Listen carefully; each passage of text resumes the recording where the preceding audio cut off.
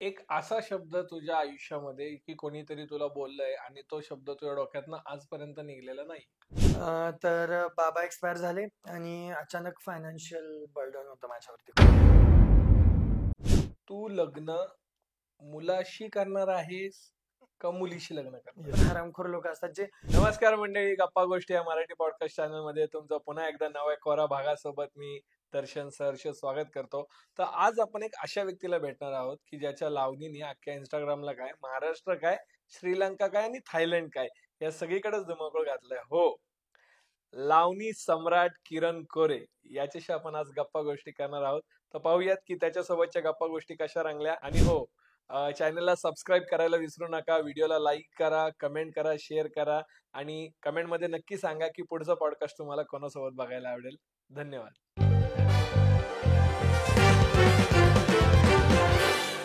तर किरण, तुझं या ठिकाणी आला त्याबद्दल खूप खूप धन्यवाद. आणि त्याच सोबत आम्ही आमच्याकडे येणाऱ्या पाहुण्यांचं एक वेगळ्या प्रकारे स्वागत करण्याचा प्रयत्न करतो. जसं की ही जी लेन्स केस आहे ही टेक्स्ट्रा कंपनीकडनं तुझ्यासाठी सप्रेम भेट आहे. याची महत्वाची गोष्ट ही आहे की हे टाकाऊ पासून टिकाऊ अशा प्रकारे बनवलेलं आहे आणि हे तू बघू शकतो की सगळं हँडमेड आहे.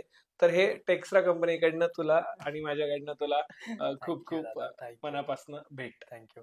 येस. खूप छान आहे हे, म्हणजे बघूनच खूप इनोव्हेटिव्ह वाटतंय. किरण, तर मला तुला सगळ्यात पहिला प्रश्न असा आहे की आता तू प्रोफेशनल लावणी करतोस, तर याच्यामध्ये आता सध्या तुझ्या समोर काय चॅलेंज आहे?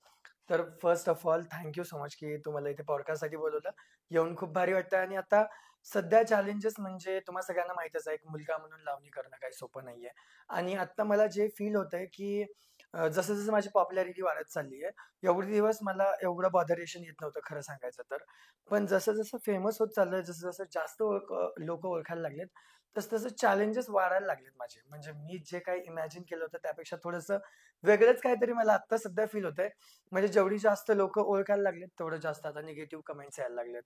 म्हणजे चांगलं बघणारे लोक जसे वाढत आहेत ना, तसे वाईट बोलणारे पण लोक हळूहळू वाढत आहेत. पण रेशो जर म्हणायला गेलं ना, तर रेशो थोडा कमी झाला. म्हणजे आता कसं होतं, एवढे दिवस फेमस होण्याच्या आधीपर्यंत मला लोक फारच म्हणजे काही वाटतच होतं त्यांना, की बाबा कायच हे करतोय किंवा कायच करून घेईल. पण आता जेव्हा मी फेमस झालोय किंवा आता थोडंसं सेटल झालोय समज, तर तेव्हापासून थोडं वाईट बोलणाऱ्यांची थोडीशी कमी झालेत लोक समज. आणि चॅलेंज म्हणजे आता काय, एक मुलांनी मुलीचं काम करणं म्हणजे सोपं तर नाही, आपल्याला सगळ्यांना माहिती आहे. मग लोक त्याचा दृष्टिकोन कसा ठेवतात किंवा त्याला कोणत्या वेने घेतात, हा थोडा चॅलेंजिंग पार्ट आता माझ्या लाईफमध्ये सध्या. कारण काय होतं, प्रत्येकांना आपण त्या लेवलला जाऊन समजू शकत नाही.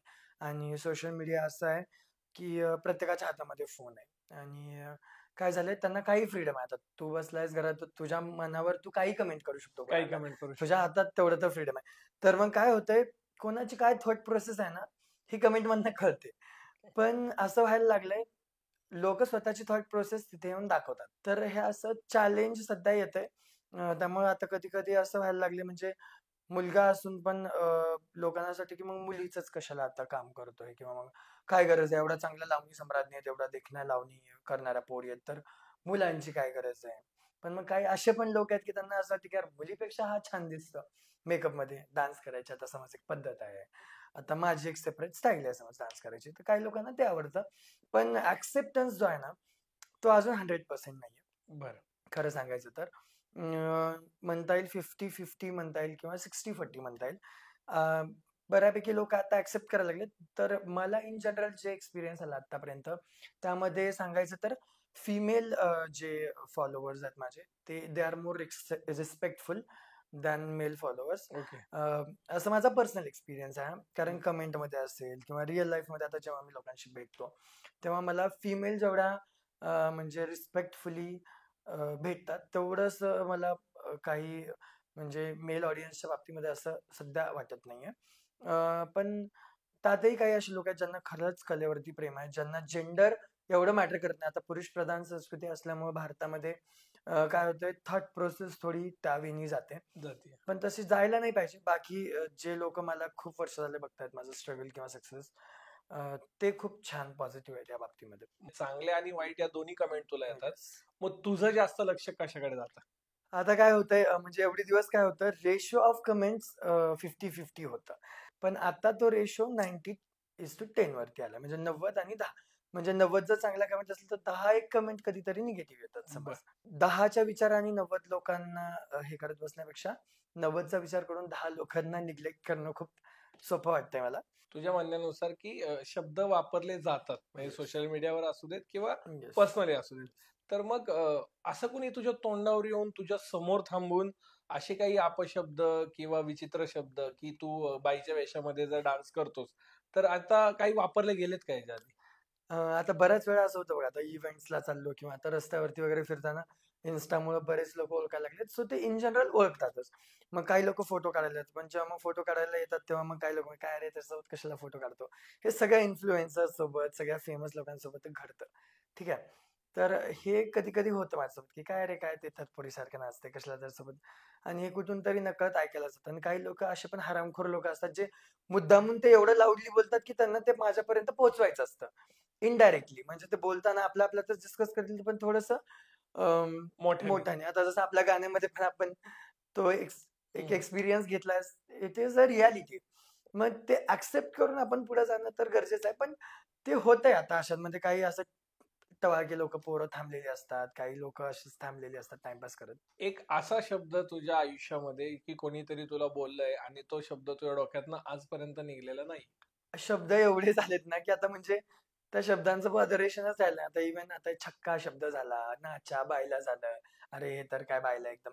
हे तर एवढे कॉमन झालेत शब्द. पण हे असं बोलतात लोकं. ऑब्व्हियसली बोलतात खूप लोकं. इव्हन काहीतरी कोणत्यातरी व्हिडिओ 6 कमेंट करायचं. काहीतरी असे फालतू कमेंट करायचं. पण मला काय वाटतं, की कोणी कसंही असू दे समज. पण सगळ्यांना एक माणूस म्हणून बघायला काय हरकत आहे ना. एकंदरीत तू आता किती वर्ष आले की ही प्रोफेशनल लावणीमध्ये करतोस तू लावणी?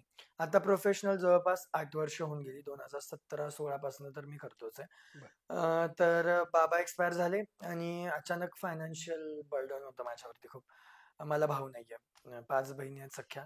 सगळ्यांचं लग्न झालं होतं बट कुठेतरी ते एकटं पडलेलं एक फीलिंग असतं नाही का लाईफमध्ये, ते सुरू झालं होतं. आणि मी तेव्हा आय थिंक 19 वर्ष मला जस्ट कंप्लीट झालेले.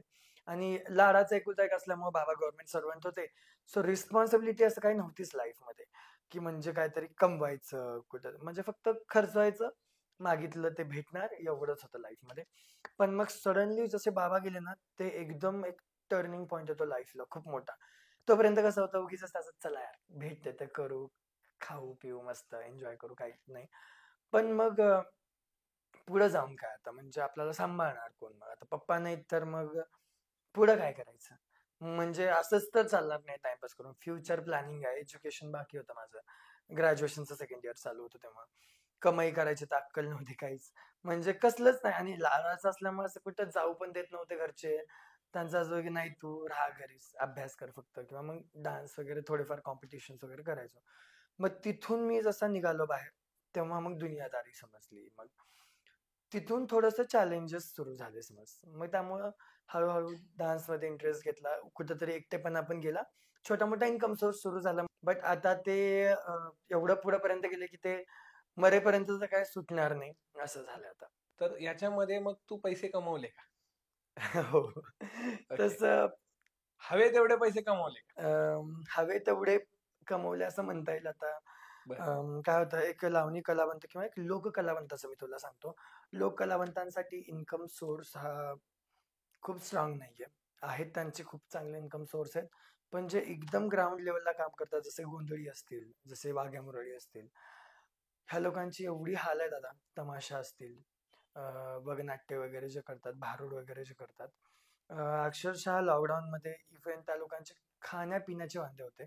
इव्हन आत्ता सुद्धा बरेच माझ्या जवळचे पण असे लोक आहेत, ज्यांना मी खूप सफर करताना बघितलंय. माझे सीनियर आर्टिस्ट पण काही आहेत, जे लावणी फील्डमध्ये होते. मेल आर्टिस्ट असतील, फिमेल आर्टिस्ट असतील. त्यांचं काय होतंय, त्यांच्या कामामध्ये ते खूप बेस्ट आहेत. म्हणजे आमच्या कितीतरी वर लेव्हलवरती ते काम करत होते एवढे दिवस. पण आज त्यांच्याकडे काम नाहीये. हे वाटतं तेवढं म्हणजे सोपं नाही राहिलं आता. असं झालंय. बरं. मग ह्याच्यामध्ये मला एक तू सांग गोष्ट की हे जे काही लावणी करत असताना याच्यासोबत अजून तू काही बिझनेस म्हणून किंवा आवड म्हणून याला जोडून काय करतोस का तू अजून? ऑब्व्हियसली मला म्हणजे सांगायला तर आवडेलच तुला, की लावणीमध्ये कसं होतं, मी आधीपासून एकटाच परफॉर्म करतोय किंवा असं कोणी गुरु वगैरे नाहीत.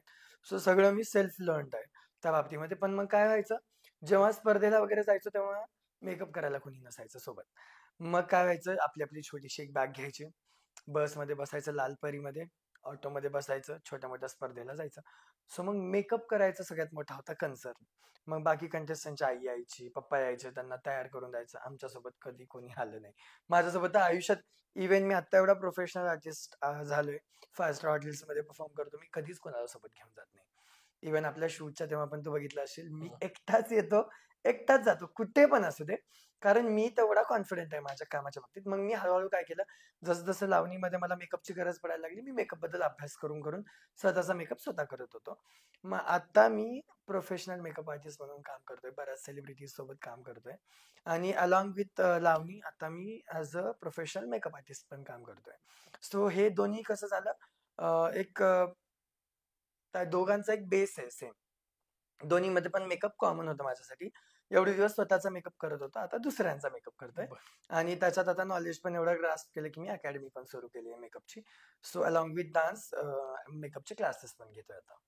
मला एक सांग, की तू आता आत्तापर्यंत पुण्यामध्ये, महाराष्ट्रामध्ये, बऱ्याच गावांमध्ये, बऱ्याच सिटींमध्ये तू लावणी केली. तर मला आता तू हे सांग, की भारताच्या बाहेर कधी तू लावणी करायला गेलाय का? येस. तर म्हणजे भारत तर ऑलमोस्ट सगळा झालाय. भारताच्या बाहेर म्हणजे मी 2017 मध्ये फर्स्ट इंटरनॅशनल डान्स कॉम्पिटिशन केली होती श्रीलंकामध्ये. तिथं पण मला फर्स्ट प्राइज भेटला. त्यानंतर मी आता रिसेंटली लास्ट इयर थायलंडला पण गेलो होतो IIF साठी. सो तिथे पण मला ओपन म्हणजे सोलो डान्स कॉम्पिटिशनमध्ये फर्स्ट प्राइज मिळालं. सो 2 इंटरनॅशनल म्हणजे परफॉर्मन्सेस मला करायला भेटले. सगळ्यात मोठा प्रश्न मी तुला विचारायला चाललोय, की जो सगळ्यांना पडलाय, माझ्या गप्पा गोष्टीच्या मंडळीला पडलाय, तुझ्या फॉलोअर्सला पडलाय, मला पडलाय आणि बऱ्याच लोकांना पडलाय, की तू लग्न कधी करतोयस? सध्याचा माझ्या आयुष्यातला सगळ्यात युनिव्हर्सल क्वेश्चन झालाय. आता एवढे दिवस काय होतं, की मला एक काहीतरी अचीव्ह करायचं होतं, म्हणजे घर होतं माझं पुण्यामध्ये. कारण एक बेस पाहिजे होता आणि मला लाईफटाईम पुण्यात सेटल व्हायचं होतं. तर घर घेईपर्यंत लग्न करणार नाही एवढं तर कन्फर्म होतं. आता यावर्षी माझं घर झालंय. सो माझे घरचे माझ्या एवढ्या मागे लागलेत. रोज 1-2 दिवसाला मला बायोडाटा पाठवतात सगळ्यांचा. मग फोन करून कोणत्या फॅमिली फंक्शनमध्ये गेले, की सगळ्यात पहिला प्रश्न की आम्हाला बुंदी कधी खाऊ घालतोय? आमच्या इकडची भाषा अशी आहे, की आम्हाला कधी बुंदी खाऊ घालतोय मग तू? सो असं झालंय. लग्नाचं आता ह्या वर्षी तर 2025 किंवा 26 पर्यंत करावंच लागणार आहे आणि होऊन जाईल ते. आता एवढे दिवस एकटा स्ट्रगल करतोय. कुठेतरी असं वाटतं, की एक आपल्या पण आयुष्यामध्ये अशी व्यक्ती असावी, जी लाईफटाईम सोबत राहील. कुठेतरी अ, आपल्याला साथ देईल अशी व्यक्ती ऑब्व्हियसली सर्वांना लाईफमध्ये पाहिजे आणि लाईफ पार्टनरपेक्षा आपल्याला समजून घेणारं कोणी नसतं असं म्हणतात. आता बघूयात, बघायला तर चालू आहे. ह्या वर्षी किंवा नेक्स्ट इयरपर्यंत तुम्हाला सगळ्यांना गुड न्यूज भेटून जाईलच. तू लग्न मुलाशी करणार आहेस का मुलीशी लग्न करणार येस. आहेस? तर आता काय होतं माहिती आहे का? सोशल मीडियावरती एवढे भरमसाठ क्वेश्चन माझ्या लग्नावरनं मला जाणवत आहेत. इव्हन रिलेटिव्हजमध्ये पण. आता एक लावणी डान्सर म्हणून लाईफमध्ये एक फ्लो येतो. म्हणजे मी त्या लावणीला तेवढं जवळ केलंय, कारण मला लावणीसोबत जगायचं होतं. त्याच्यातून मला करियर घडवायचं होतं. फायनान्शियली पण असेल, एकटेपणा दूर करण्यासाठी पण असेल. तर ते जेव्हा तुम्ही आत्मसात करता, तेव्हा एक तुमच्या बॉडीवरती म्हणा, तुमच्या बिहेवियरवरती म्हणा, थोडासा फरक पडतो. सो इन जनरल आता तू माझं बिहेवियर बघत असशील किंवा माझं राहणं किंवा माझं ड्रेसिंग स्टाईल वगैरे असेल. तर ॲज अ लावणी डान्सर सुद्धा मी कधी केस वाढवले नाहीत. कारण मला लांब केस आवडत नाहीत. लाँग नेल्स कधी मी वाढवले नाहीत. कारण मला त्या गोष्टी आवडत नाहीत. आणि जेव्हा मला शूज नसतात तेव्हा मी बियर्डवरती असतो. इन जनरल पण सगळेजण बघतात. सो मला हे म्हणायचं की लोकं यार प्रोफेशनवरनं तुमचं सेक्शुअल ओरिएंटेशन ठरवतात. अरे भाई मुलगा आहे तर मी आता एका मुलीशीच लग्न करणार ना. थोडीच मी कोणत्या मुला जस्ट द थिंग इज की मी लावणी करतो दॅट डझंट मीन की अ, मी स्वतःला अजून ट्रान्सफॉर्म केलेलं नाहीये. आता बरीच लोकं हे आहेत जे जेंडर चेंज करतात. त्यांचं असं होऊ शकतं की बाबा देन दे कॅन डिसाईड की मला रादर मग मुलीशी लग्न करायचं, मुलाशी लग्न. पण आता ऑब्व्हियसली त्यांनी जर एका मुलाने जर जेंडर चेंज केलं, तर they might think about getting married for the same gender or something. But माझ्या बाबतीत असं काहीच नाहीये. मी अजून नॉर्मलच आहे.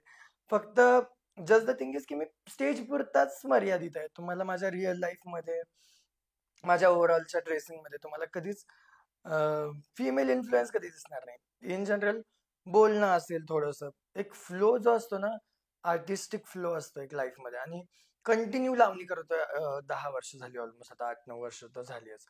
तर तो इन्फ्लुअन्स एक लाईफवरती येतोच. थोडासा येतो. थोडासा फरक पडतो. बट त्यातल्या त्यात माझ्याकडे बघून तुम्हाला भरपूर लोकांना व्हिज्युअली डिसाईड नाही करू शकत. आता बऱ्याच जणांचं असं होतं, जे युजुअली मेल लावणी डान्सर्स असतात, ते लाँग हेअर्स वगैरे ठेवतात. मला सांग किरण, की तुझ्या आयुष्यामधला असा कोणता प्रसंग आहे का, की जो तू कधी विसरूही शकत नाही आणि तू तो कधी विसरणार पण नाही? असं लाईफमध्ये खूप प्रसंग आहेत. आता प्रसंगांचीच लाईफ आहे माझी ऑलमोस्ट. कारण फील्डच एवढी डिफरंट आहे. पण एक किस्सा सांगायचा म्हणलं तर ऑडिटोरियम आणि जागेचं नाव नाही सांगत, पण किस्सा सांगतो. आम्ही युजुअली काय करतो, परफॉर्मन्सच्या आधी लॉबी असते ऑडिटोरियमला. तर लॉबीमध्ये मी थांबलो होतो परफॉर्मन्सची वाट. जस्ट नेक्स्ट परफॉर्मन्स असा माझाच होणार होता. तर 3-4 मुलं थांबलेली, आणि आम्ही म्हणजे परफॉर्मन्सला जायच्या आधी देवाच्या पाया पडतो मनातल्या मनात. चला, एक कॉन्फिडन्स असते किंवा वर्शिप असते समज. तर त्याच्यातला एक मुलगा बोलला, की "अरे चला, ह्याच्यानंतर ना किरण कोरेची लावणी आहे, चल बघू आपण." तर त्यातला एक बोलतो, "अरे काय या छक्क्याची काय लावणी बघायची आहे." म्हणजे एक क्षण, आणि तो बोलला पण अशा टोनमध्ये, की म्हणजे मला पण ऐकू जावं ते. आणि त्यांच्या त्यांच्यात पण त्यांचं चाललेलं. आणि असं झालं, आता माझं जस्ट परफॉर्मन्स आहे. मला असं वाटतं आता त्याला जाऊन मी विचारू, की तुझा नेमका प्रॉब्लेम काय आहे? तू मला फालतूगिरी करून बोलतोयस का? आणि इकडे परफॉर्मन्स. म्हणजे अनाउन्समेंट चालू आहे माझ्या गाण्याची, आणि आता मी जातोच आहे समज. तर असं झालं माझ्या डोळ्यापुढे, की आता मी नेमकं काय करू? एक स्टक होऊन जातो माणूस. आणि मग असं झालं, की मग आता जाऊन विचारू त्याला, की तुझा काय प्रॉब्लेम आहे नेमका? आणि लगेच अनाउन्समेंट चालू आहे, लगेच स्टेजवर पण जायचं. ह्या दोन्हीच्या मधात मी होतो समज. तर पुन्हा मी असा विचार केला, मग जसं माझं नाव पुकारलं, टाळ्या वगैरे वाजल्या परफॉर्मन्सच्या आधी. मग ते एक 10 सेकंदाचा वगैरे जो एक पॅसेज होता ना, तो स्टक करून टाकणारा होता. पण मग त्या गोष्टीतून मला खूप जास्त थॉट्स यायला लागले, की आता मी काय करू? एवढ्या क्विक प्रोसेसमध्ये मी काय करायला पाहिजे? पण मी असा विचार केला, की म्हटलं आता ह्या एका व्यक्तीने तर बोललंय, ठीक आहे. पण समोर जे ऑडियन्स आपल्यासाठी बसलंय, ते माझ्या परफॉर्मन्सची वाट बघतंय. तर ह्या फालतू लोकांपेक्षा आपल्याला ते ऑडियन्स जास्त महत्वाचं आहे, जे माझ्या परफॉर्मन्सची वाट बघतंय.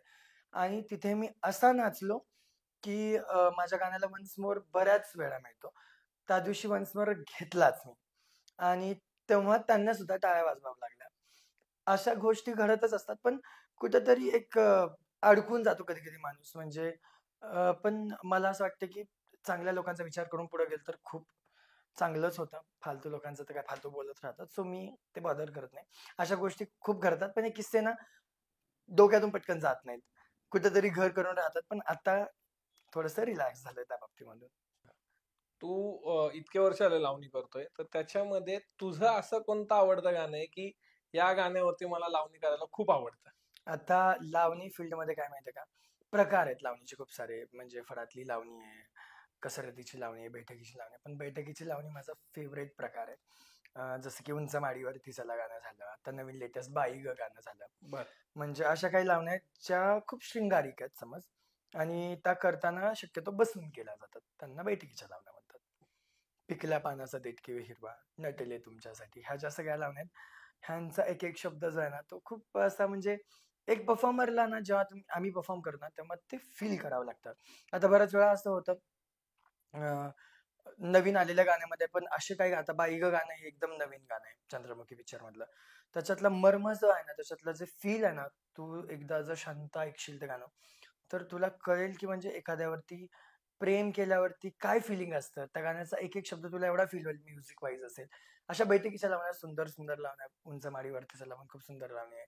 पिकल्या पानाचा देखील हिरवा, अशा पण काही लावण्या आहेत, त्या खूप अप्रतिम आहेत. मला त्या आवडतात सगळ्या. लावणी सम्राट किरण कोरेला कोणती लावणी सम्राज्ञी आहे जी आवडती, किंवा किरण कोरे कोणाचा फॅन? खरं तर आधी जेव्हा मी लावणी सुरू केली होती ना, मी एकदम रुरल बॅकग्राऊंडमधनं आहे. जसं की खेडागाव, एवढं खेड आहे की तिथं बस पण यायची नाही माझ्या गावामध्ये. अशा गावामध्ये मी राहत होतो. बाबांना गव्हर्नमेंट जॉब होती. तर तेव्हा सुरेखा पुणेकर आणि सुरेखा कुडची ह्या 2 डान्सर ज्या होत्या, दे वर लाइक क्वीन्स ऑफ लावणी म्हणायला हरकत नाही. तेव्हा एक अशा गोल सीड्या भेटायच्या. त्याच्यामध्ये आम्ही लावण्या बघायचो तेव्हा आणि माझ्या बहिणी आणि मी शाळेमध्ये आम्ही लोकं डान्स करायचो त्या गाण्यावर. सो त्या दोघींना बघूनच आम्ही मोठे झालोय आणि मी तुला म्हणजे सांगायला मला आवडेल आता लास्ट 2-3 दिवसापूर्वी मला सुरेखा कुडचीताईंचा माझ्या Instaच्या पेजवरती मेसेज आलाय. म्हणजे मला एवढं भारी वाटलं म्हणजे मे बी त्यांच्यासाठी एक माझं काम बघून त्यांनी मला हाय हॅलो केलं. बट माझ्यासाठी ती खूप मोठी गोष्ट आहे. म्हणजे ज्यांना मी अगदी लहान जेव्हा मी लावणी फील्डमध्ये आलो पण नव्हतो. ते आज सोशल मीडियामुळे मला ओळखतात. ह्याचा फार आनंद आहे आणि आता लेटेस्ट जे परफॉर्म करतात त्यामध्ये आशिष पाटील दादा आहे. त्यानंतर आकांक्षा कदम आहे. असे डान्सर जे आहेत ते खूप छान लेव्हलवरती लावणी सादर करतात. ते पण मला प्रचंड आवडतात. बरं. मग आता तू लावणी करतोय, तर आता सध्या या क्षेत्रामध्ये बरेच नवीन मुलं, नवीन मुली या क्षेत्रामध्ये येतायत लावणी शिकण्यासाठी, डान्स शिकण्यासाठी. तर अशा ह्या मुला-मुलींना तू काय संदेश देशील तुझ्याकडनं? तर जे लावणी करतायत मला त्यांच्या सगळ्यांना एवढं सांगायचं की बघा एक मुलगा असून लावणी फील्डमध्ये येणं चॅलेंजिंग जरी असलं तरी मला असं म्हणायचंय बरीच मुलं आहेत जी मुलींपेक्षाही सुंदर आणि शृंगारिक लावणी सादर करतात. सो तुम्ही जर या फील्डमध्ये काम करणार असाल किंवा इच्छा असेल तर बिंदास या.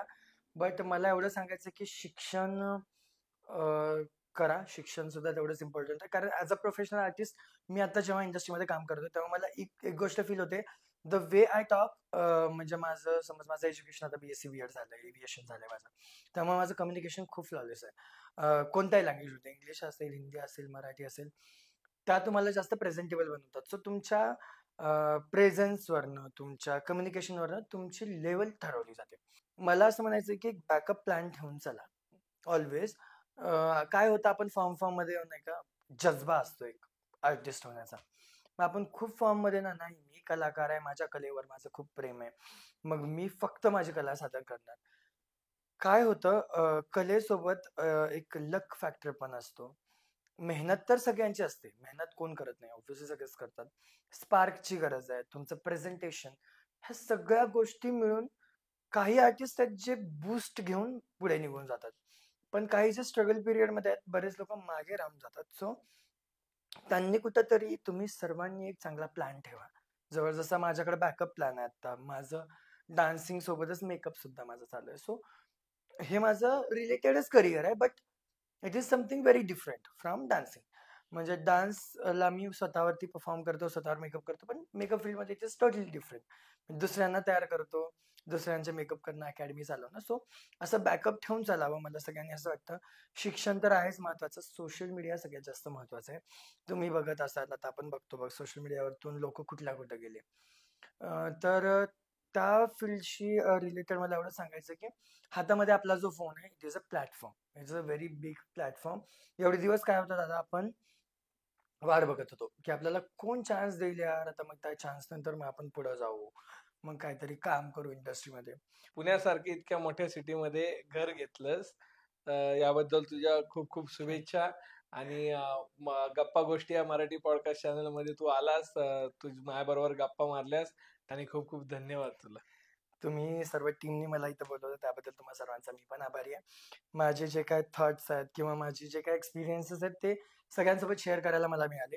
जे अनकॉमन एक्सपिरियन्सेस होते ते मला खुलून इथं बोलता आले. त्यामुळं मला पण खूप छान वाटलं. माझ्या मनावरचं थोडं ओझं पण हलकं झालं आणि लोकांना जो फॅन्सी आणि एकदम भारी कारमध्ये फिरणारा, भारी लाईफस्टाईल जगणारा, ब्रँड वापरणारा किरण कोरे असतो. त्याच्या मागं किती जास्त गोष्टी सहन केलेल्या आहेत, हे पण मला सांगता आलं. कारण सोशल मीडियावरचे ते दिसतं ते रिॲलिटीमध्ये खूप वेगळं असतं. तर मला पण खूप भारी वाटतं इकडे येऊन. थँक सो बरं. मच. तर तू माझ्या आता या गप्पा गोष्टीच्या सगळ्या मंडळींना सांग. सर्वांना माझा मनापासून नमस्कार. तर आपलं गप्पा गोष्टी हे जे चॅनल आहे, त्या चॅनलला नक्की सर्वांनी सबस्क्राईब करा. कारण माझीच म्हणून नाही, तुम्हाला इन्स्पिरेशनल स्टोरीज पण असतील किंवा अ, खूप स्ट्रगल करून जे लोकं समोर आली आहेत ना, त्यांना कव्हर करायचा प्रयत्न करताय सगळी टीम. आता बरेच दिवस झाले आम्ही फॉलोअप घेत होतो एकमेकांचा. टीम खूप प्रोफेशनल आहे, आल्यापासून बघतोय ह्यांचं काम वगैरे. तर सर्वांनी नक्की सबस्क्राईब करा आणि एवढ्या सगळ्या व्हिडिओजमधनं तुम्हाला थोडं जरी इन्स्पिरेशन भेटलं तरी आमच्या ह्या चॅनलचं सार्थक झालं असं आम्ही म्हणू सगळेजण. सो डेफिनेटली सर्वांनी प्रेम द्या आमच्या अकाउंटला, सगळ्यात इम्पॉर्टंट. Thank you.